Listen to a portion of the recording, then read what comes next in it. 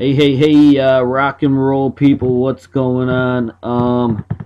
Man, today, what is there to say about today? Today's one of those days, probably a lot of the traders, in the market and stuff like that probably take these type of days off.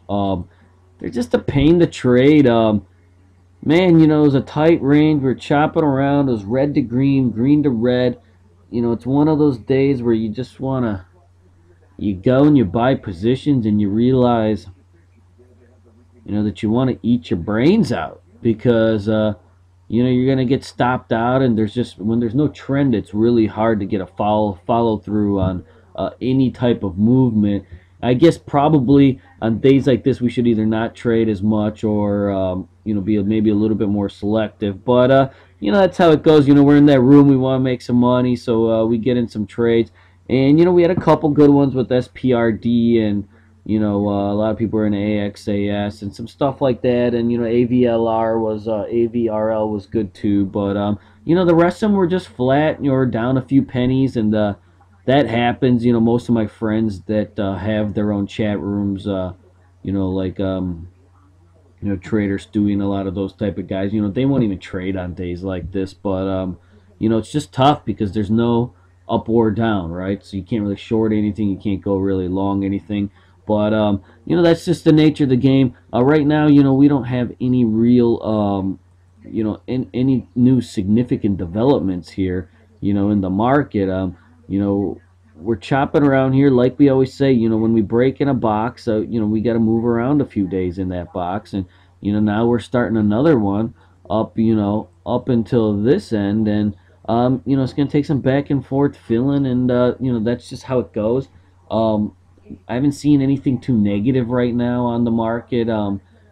Like I said, what I'm curious about to see today is, whether we run into the election and then it's just a sell on the news, sell on the news type of thing, once the reality comes true, or we actually get some surprises during election time, and maybe the market doesn't get exactly what it wants. Typically what we've seen in the past is that Wall Street, when like when Obama tried to pull the Wall Street reform bill, they shook down the market, 10% in a matter of 2 weeks, just to kind of teach them a lesson. And we'll see, what Wall Street does, if they don't get the result that they want. How fast do we fall? We don't really know, but otherwise things are still a go. Let's just take a look at a couple things here. IWM. Let's see. The Russell, pretty much same setup. The Qs, the Nazi's still strong though. Lot of tech stocks still going. Man, this is a heck of a run right here. You're talking about 20% here, almost straight up. But so Nasdaq is making new highs still.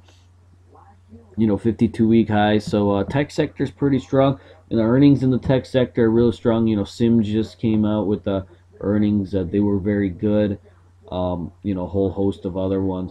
So we'll keep an eye on that. Right now, the indexes are pretty much the same. Oil is the same as it was yesterday too. It's flagging under this heavy resistance right here. We'll see if it breaks out. If it does, we're probably going to get a Momo run in oil. Let's take a look at gold real quick. Gold has reversed its pullback, and what we're seeing right now, let's see here.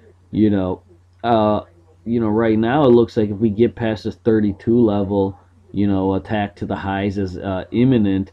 My only worry on the gold is the red flag would be the volume pattern. We did see some selling here on these days that were pretty heavy, and these up days in gold are relatively small, almost half the size, which if it was a stock, if we were trading like PCX or something like that, that would indicate to me some type of a dead cat bounce.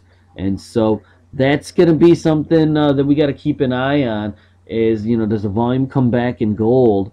And if it does, then, this bounce is for real. And then, we've got our list of gold stocks that we will load up. Silver looking